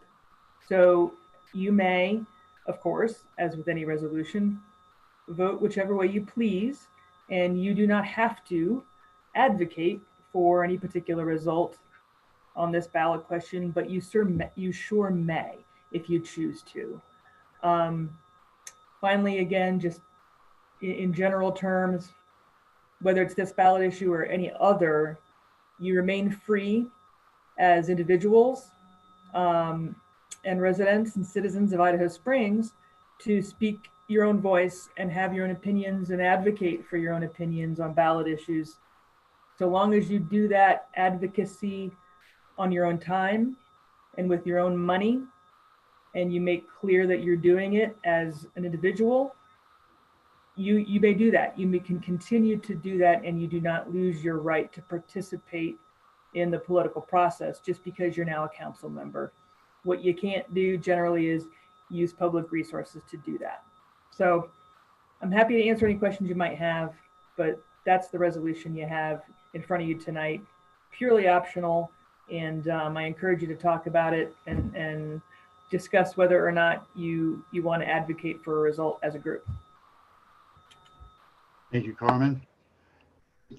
Is all council familiar with the reasoning for putting this on the ballot? Is everybody familiar with why we've been trying to do that? Why we're trying to do this again? Everybody's familiar? Okay, okay. I just want to make sure that everybody was educated on the reason for this position. And Carmen, you said individually we can spend our own money to advocate for this measure. You bet. You bet. You could individually spend your Saturdays knocking on doors with your masks on, or bugging people in whatever way is comfortable for you these days on your own time, on your own dime. You can do whatever you wish. Okay. Okay. Any more discussion? Can I have roll call? Michael Hillman, Yes. Scott Pennell, Yes. Chuck Harmon, Yes. Bob Boland, Yes. John Curtis, Yes. Art Cacavelli, Yes. Jim Clark. Yes. All right, motion passes. Okay, we will now move down to our ordinance meetings. Do I have a motion? I'll move to approve ordinance number 16, series 2020, an ordinance annexing to the city of Idaho Springs approximately 9.33 acres of property in Clear Creek County, Colorado, known as portions of the Golden Egg Placer mining claim, U.S. Survey number 13335, to the city of Idaho Springs, to known as the Cabins Annexations number 1, 2, and 3, to the city of Idaho Springs. Do I have a second? Second. Okay, discussion. Is everybody familiar where this property is and how it would connect to Idaho Springs? Yeah, we did talk about it, but I would like to be a little refresher on that. So up by our sewer plant, our water plant, I'm sorry, there is some cabins up there that has been bought by Blackstone's River Ranch Group. And they're wanting to be able to annex into the city. And they, from my understanding, from a short conversation with somebody today, that they have all intentions of doing the things that the city requires them to do, like tie into the sewer system. It would be one of them. So there is, I think it's right at mile marker number 4. Is that correct? 3? 3. Okay. Yeah, Jim will know that probably better than all of us. So about mile marker number 3, and so that's the history of the property right now. It's currently in the county. And Mayor and Council, you know the drill on these ordinances well by now. We as staff will have a full staff report and a presentation of the particulars on second reading when we have the hearing on both this ordinance and the next one. You'll absolutely get a lot more backstory and detail from us as staff. This sort of cues up the hearing to happen later. Thank you for that, Carmen. Okay, any more discussion? Roll call. Michael Hillman, Yes. Scott Pennell, Yes. Chuck Harmon, Yes. Bob Boland, Yes. John Curtis, Yes. Art Cacavelli, Yes. Jim Clark. Yes. All right, motion ordinance number 16 passes. And we have ordinance number 17. Do I have a motion, please? I would move that we approve ordinance number 17, series 2020, and ordinance zoning approximately 9.33 acres of property known as the Cabin Annexation numbers 1, 2, and 3 to the city of Idaho Springs, to the commercial interchange C3 zone district. Do I have a second? Second. All right, discussion.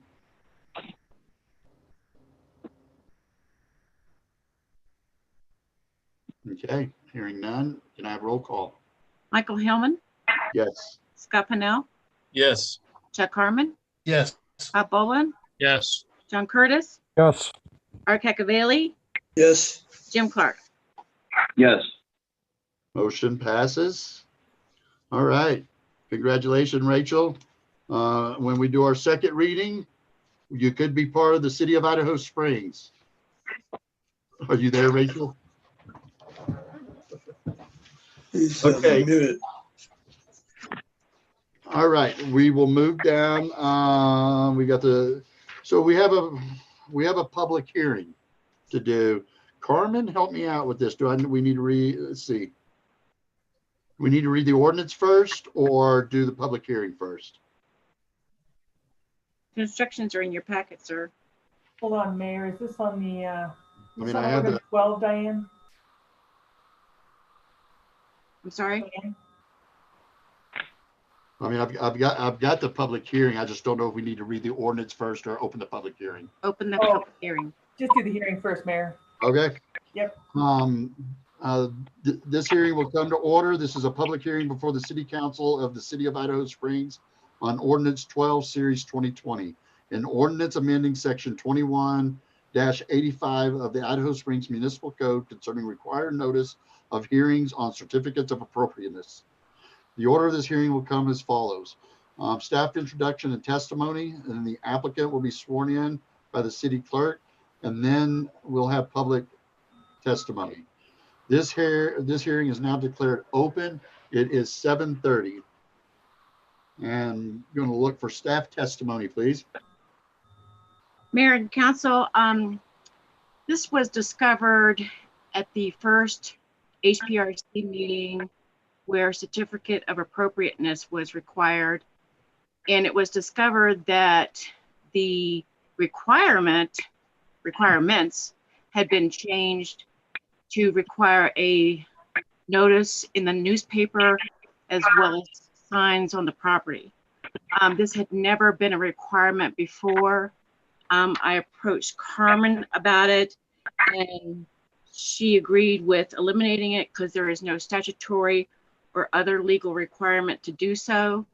I did discuss it with Mayor Hellman and Andy Marsh, and they both agree. So this is what the second reading is for, to eliminate that requirement.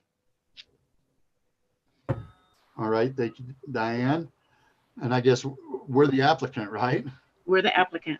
So, so do we need to have Diane swear herself in? No, I swear. Okay. Now, public testimony. Do we have anybody in the public that would like to make comment? No one signed up either. Okay, thank you, Diane. All right. This hearing is now declared closed. It is 7:31. And we will go back to staff testimony again. Actually, if you close the hearing, Mayor, now would be the time for council to discuss, actually. Okay. Now's the time for a motion on your ordinance and then discuss. And then Okay. vote. Thank you. I'm sorry. No. Council discussion. All right, hearing none. Do I have a motion? I'll move to approve ordinance number 12, series 2020, and ordinance amending section 21-85 of the Idaho Springs Municipal Code concerning required notice of hearings on certificate of appropriateness. Do I have a second? Second. Motion and a second. All right, final chance for discussion. So is this just has been going on this way for forever and a day? Is that what I take? That is correct. It was changed in a planning commission meeting. It's very time consuming and there's, like I said, there's no statutory requirement for it. So we're just eliminating the unnecessary. Yeah, and it eliminates the cost of putting it in the newspaper too, right? Absolutely. Exactly. Well, and it might be informative for council, Diane, like roughly how many, I mean, about what percentage of the time would you think that we as a city get comment from the notice that we provide on these COAs? Do we usually get comments generated by all the notice that you do? Well, only one was done after, it was discovered that this was a requirement. Oh, And okay. I don't believe that there was any public comment.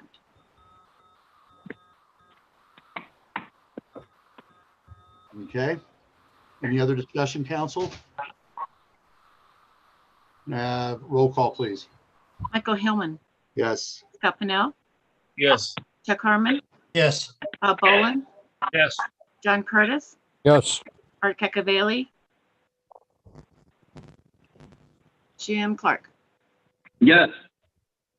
All right, motion passes. All right, we'll move down to our city administrator, Andy. Mayor and council, you have my report with 3 requests for action, please. All right. Do I have a motion?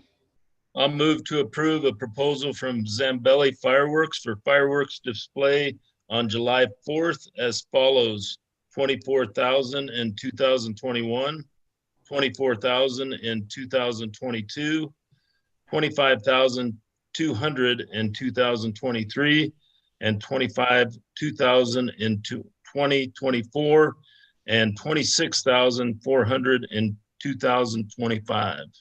Do I have a second? Second. Motion and a second. Discussion.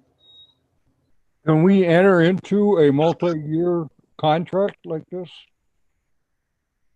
Yeah, there's no That's problem. what we talked about earlier. Well, I think Councilor Curtis is raising the Tabor issue and the multi-fiscal year obligation. And usually, Councilor Curtis, we, so long as we sort of disclaim liability and have that Tabor paragraph in written agreements, we're usually okay on that front. But that's an excellent question. And yes, if we include the magic language. Okay. So I have a concern, if do we have an out on the years that there might be fire hazard on every July 4th like we've had in the past? John Kane? You're still on mute. You're still on mute, John. Sorry about that. We have certain dates that we have to do things by. So if we give our deposit at the beginning of the year, if our contract or if our fireworks display is delayed, they can charge us. So they have not currently done that. So I think they expect us to act in good faith. I don't know I don't know enough about how the contract works to say specifically if we could just get out of it. We could probably do it with the fee, but I think that's a better legal question than me question. Well, I would be much better with a fee than swallowing the whole thing because we can't do it because of fire danger. It's the same basic contract that we signed last time. So the only demonstrable change is the pricing, and then I don't think there's a dramatic difference from what we've done in the past. He's a pretty reasonable person. They're trying to do fireworks here. I think they understand the fire danger. So we have that secondary date. He had no problem moving it 1 year, which I think we could probably do again. I think he's just trying to, I could follow up with him if you would like me to, but I'm not 100% sure exactly how that would work. Well, John, I thought, I'm sorry, Scott, go ahead, buddy. As Carmen probably is well aware, contracts, if something happened to that key person that we're dealing with, and then all of a sudden we're dealing with somebody else, they might not be quite as, amendable to us. So we can, it might be a good idea to have some kind of language in there. I don't know. There's canceling language in there. We can cancel a show, but we owe, like, for instance, if we cancel before the drop dead date on 4th of July, I think they keep half of our deposit for that year. If we cancel after, I think, or it's like something to that effect. They keep the whole deposit.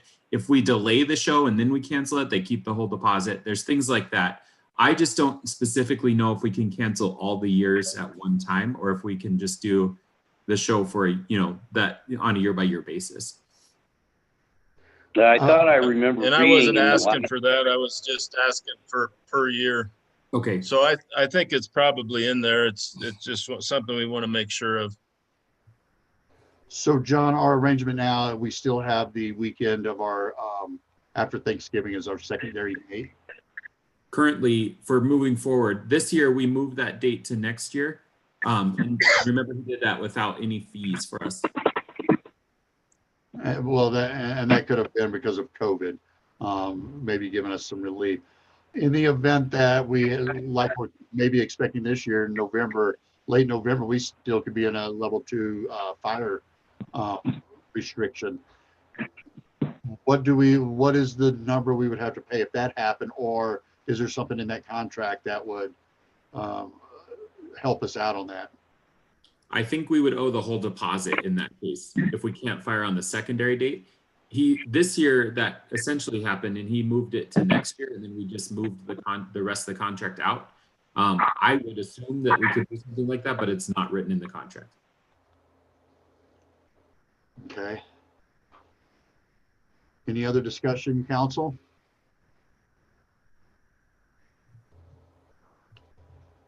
Okay, can I have roll call? Michael Hillman, Yes. Scott Pennell, Yes. Chuck Harmon, Yes. Bob Boland, Yes.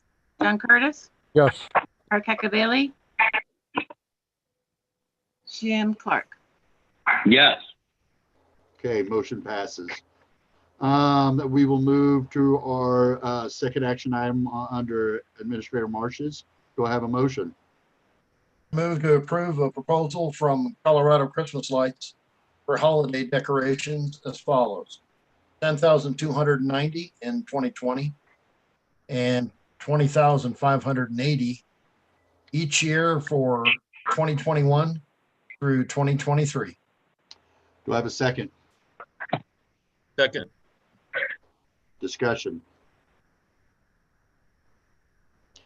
You know, one thing that I would like to see, but when we did our fireworks on our own, you know, our fire authority did them. They did the boot, you know, they stood out on the road and took donations. I think that would be a good idea to start maybe doing something like that. And I think the community, as much as everybody likes the fireworks, that we could get participation at some point throughout the year to do some kind of fundraising, whether it's putting a jar on businesses' countertops or something like that, to maybe help us offset this cost a little bit. So we could work on that, and I think we could get good participation from the fire authority in our community to maybe help us do this. Good idea, Mayor. Like that. Any other discussion? Roll call. Michael Hillman, Yes. Scott Pennell, Yes. Chuck Harmon, Yes. Bob Boland, Yes. John Curtis, Yes. Art Cacavelli, Yes. Jim Clark. Yes. Okay, we're gonna move down to the MOU with ChargePoint. Do I have a motion? I'll move to approve a memorandum of understanding with ChargePoint Inc. for DC fast charging project. Do I have a second? Second. Discussion. I I'm know there was a against- lot. I know there was a lot of questions and concerns when we had Matt Guy sitting in the meeting with us, and I want to lay those. I'd like to lay those out on the table again before we make a vote on this. I believe that Jim had some rightful concerns about taking up parking places that might not be used. I think Art maybe commented on that. Councilman Curtis had mentioned about it being on city property without getting any type of revenue for it. So I want to open it up for a good discussion. So I had a question. It looks like this memorandum, they're asking for a 15-year contract, which is a fairly long term, I guess, but he said that Vail's doing their own, and I don't know if that's even an option for us to consider the city to run this by ourselves and make it some kind of a profitable thing. Just throwing that out there. I don't know if we want to be in the charging business. So maybe John, since John's been with the open communication with ChargePoint, where was I going with that? He said it was about $500,000 for equipment and is that equipment and install, or is that just equipment? Both. Both, so $500,000. What's the return on that investment? Well, you know, $6 a car. Yeah, we haven't backed into the math to see exactly how this works. John, could we be also, and that $500,000, is that, are we eligible to get that grant ourselves if we potentially thought maybe we would want to do this on our own? Yes, I'm not 100% sure I can get 500,000, but I could probably get I know many people who have gotten a station or two through grants through the state. There's one that's live right now. But honestly, I don't know I don't know exactly what I could get, but I could get something probably. Is this something council would want to try to look at? You know, I'm really looking for more discussion about pros and cons of doing this. We heard about taking up parking places that nobody else could park in. That is definitely a con, that we may have 5 to 8 parking places at any, or 8 parking places to be open at any given time. I do believe that this is the future. EVs, I think it's the future. I believe these things are going to go up over the next 10 to 15 years, pretty much everywhere, to accommodate the electric cars. Looking for some more thoughts from council.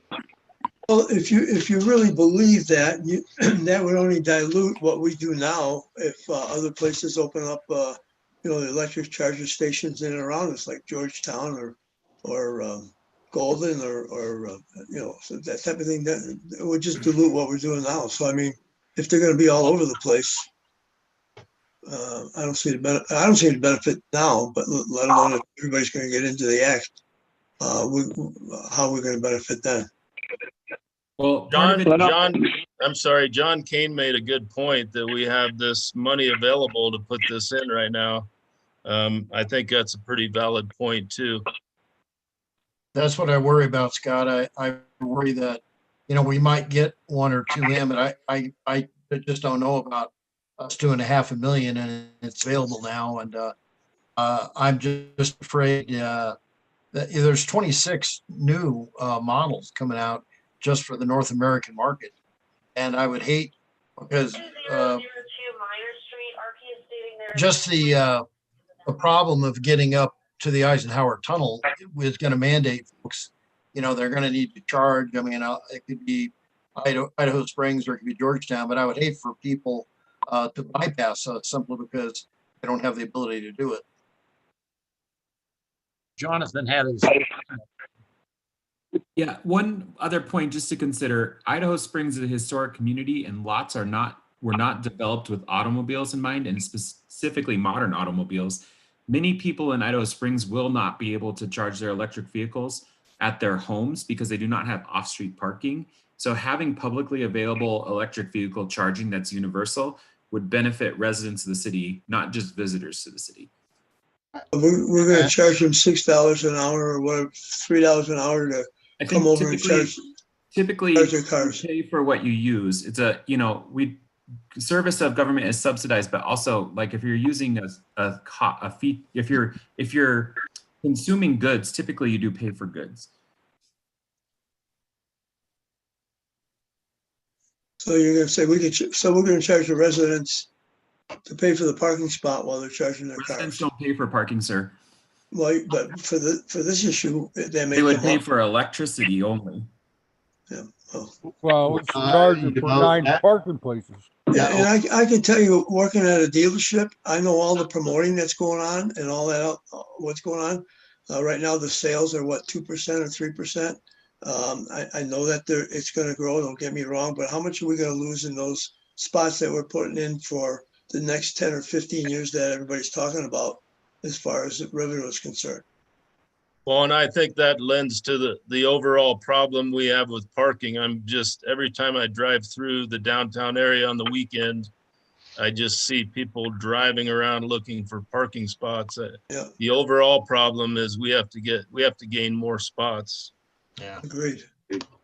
Well, right. It's like Ford parking only. You can only park here if you're driving a Ford or a Chevrolet or whatever. But, we talk about electric cars and, everybody's, whatever. And they get a big, nice sales pitch on it. And I know a couple people that have them and they plugged them in the first night at their house and they're, all of a sudden it ruins a 50 amp service in their home. So really, how efficient are they?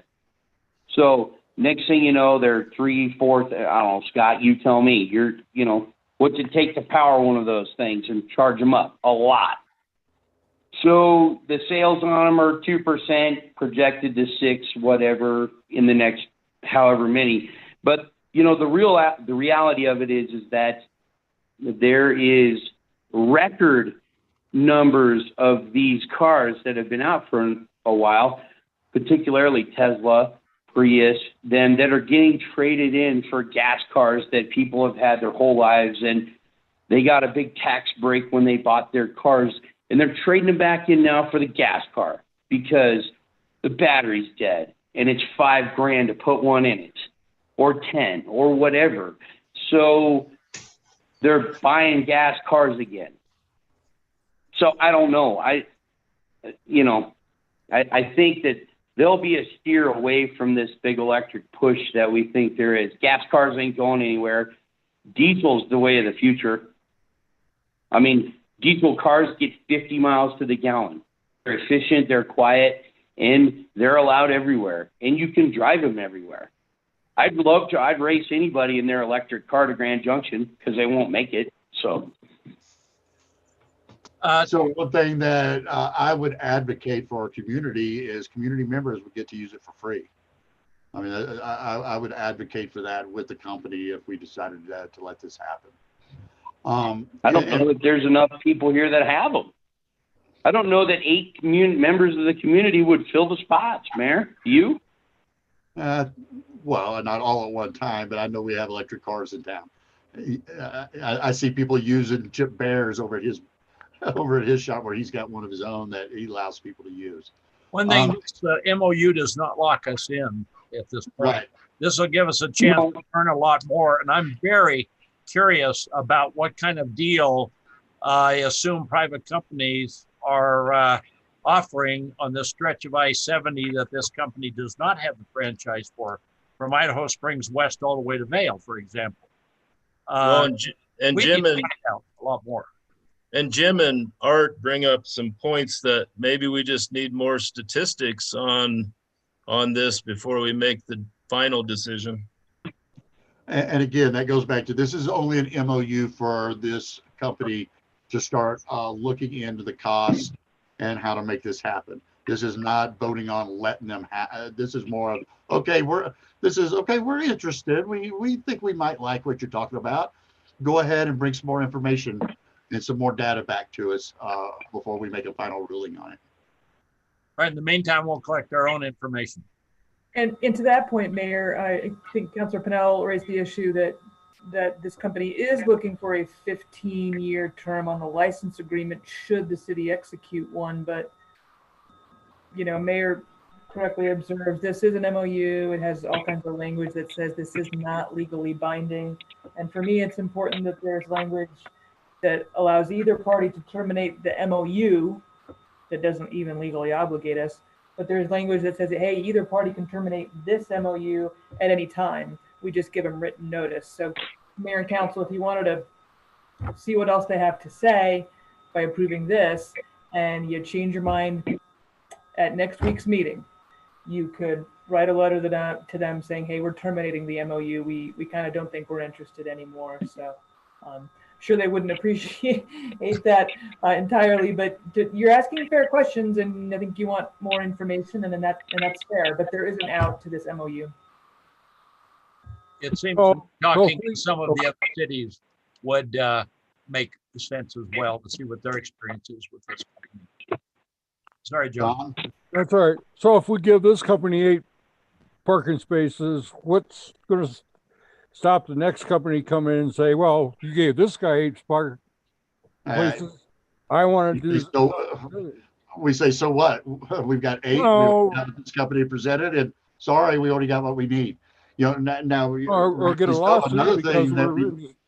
Another thing we need to think about is if and when we get our parking deck in, are there going to be a need for charging station in that on that deck? You know, so that we may have somebody come back. Then. You know, I think the answer is clearly yes on that, Mike. More likely, yeah.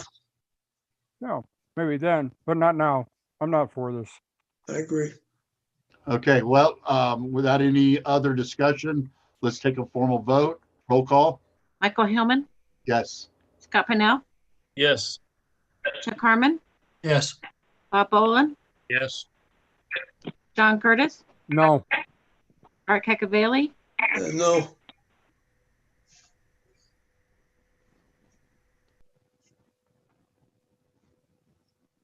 Diane, what? did you ask Jim Clark? I'm sorry, Jim Clark. Thanks, Diane. I don't get to vote. I got To you know back. for Pardon me. Pardon me. Thank you, sir. And what was your vote, Jim? No. So that's 4-3, motion passes. So we'll enter into an MOU. And remember, this is just an MOU, no legal binding in it. We could say at any intention, we can say, you know what, this is not for us. So we'll have more time and let them bring back some more information and see if it changes the 3 council members that don't agree with doing this. Yeah, may I add that I think this split decision, especially this close, it's a wonderful message to the vendor. It is. All right. Very good. Okay, we will now move down to city clerk. Does anybody have any other questions for Andy? Okay, Diane, you're up. Mayor and council, you have my staff report for your review, and I do have one request for action. Okay, before we even make well, let's go ahead and let's do a motion. We'll do discussion. Do I have a motion? I'll move to approve a 10% pay increase retroactive to July 1st, 2020 for Kelsey Smith while she is assuming finance officer responsibilities. Do I have a second? A second. Motion and a second on the table. Discussion. So as you know, we lost Sandy several months ago. And when that happened, it really put the city in a position with not having somebody that in the middle of working on our audit. And all of a sudden our bills that needed to be paid, our incoming bills and outgoing bills, all of a sudden we were in a position. We did advertise for that spot, and we felt that most of the applicants that we received did not really have the qualifications that we felt that could step in and take off running. So what's happened since the passing of Sandy, Kelsey has taken on the role to help us do that. She's learning a lot, and with her doing the day-to-day operations, working with Diane and Andy, it's been going very well.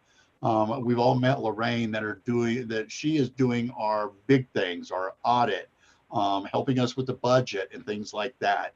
I believe that Kelsey has really stepped up to the plate, just like all of our girls in the office, when things are needing to be done, whether it's going over and handing out food during the first stages of the pandemic and things like that. All of our employees have been real receptive of stepping up and doing the things that's needed to help continue to move Idaho Springs and the city forward. So we've done this with other employees like John Bordoni that assumed a responsibility with water and wastewater, that we did see that it was more time taking on a different role, and we approved an increase for Bordoni on that.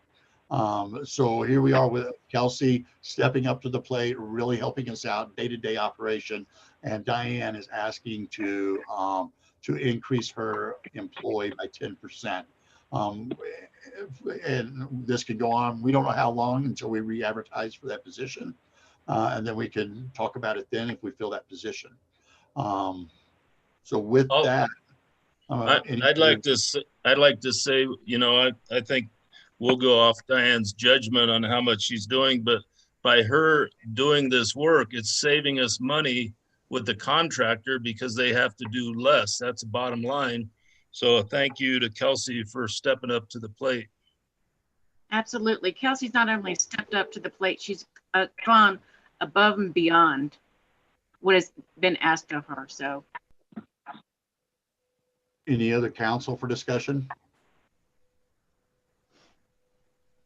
Vote. All right, roll call. Michael Hillman, Yes. Scott Pennell, Yes. Chuck Harmon, Yes. Bob Boland, Yes. John Curtis, Yes. Art Cacavelli, Yes. Mr. Jim Clark. Yes, ma'am. Does he get All to right. vote twice this time? And let's get Kelsey that retro money back to July. And like I said, all of our staff in the office does an outstanding job. And through this COVID thing, as you know, it's been very difficult with City Hall being closed and the Monday meetings every week that we've been having with the staff members. And we are blessed, and we should be very proud of what not only our front office does, but all of our employees of the city do for our city. Okay. Thanks, Diane. Does anybody else have any questions for Diane? Thank you, Council. Thank you. All right, we'll move down to the PD. Chief Malanka went around town and handed everybody personally. I don't know if everybody else got it, but personally his staff report because he missed the deadline. So, Chief. And I apologize to Diane. She's very diligent about getting those out on time where I am not. But it gives me a little FaceTime with you all when I run into you. So really nothing to report. It was a good weekend, busy downtown until the rain and snow came through on Sunday. Other than that, business as usual. Our call load is still high. I did highlight just several of our many calls since last council session. Still have one officer on light duty, and everybody's picking up the slack.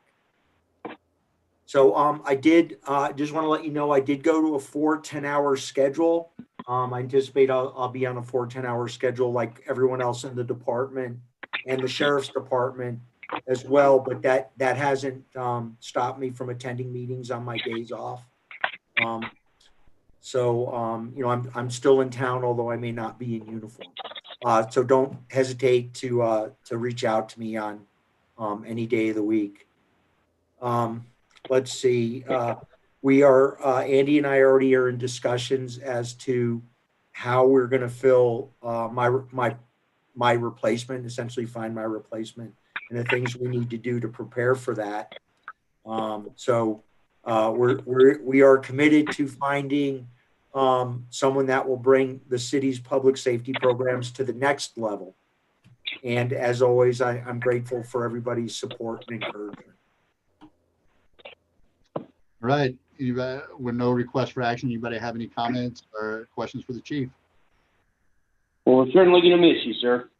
Thank you. I'm gonna miss being here. As I stroll around town, I get a little just a degree of remorse, but I'm really proud of this town, and not only what the officers have accomplished, but the city and residents and the other stakeholders have.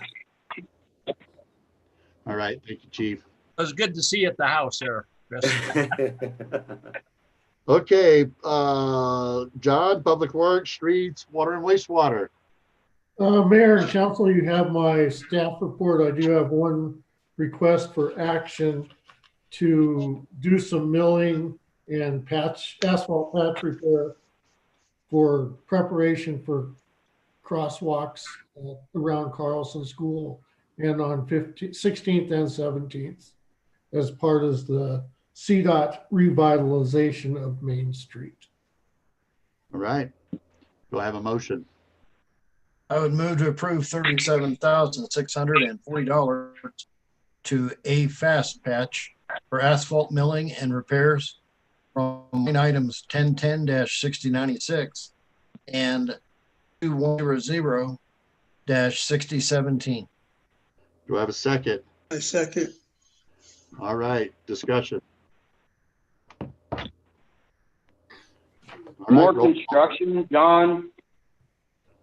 I have to keep everybody guessing what street to drive on next. Okay, can I have roll call?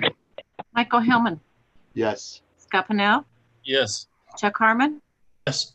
Bob Boland, Yes. John Curtis, Yes. Art Cacavelli, Yes. Jim Clark. Yes, ma'am. Motion passes. All right. With that, does anybody have any committee reports?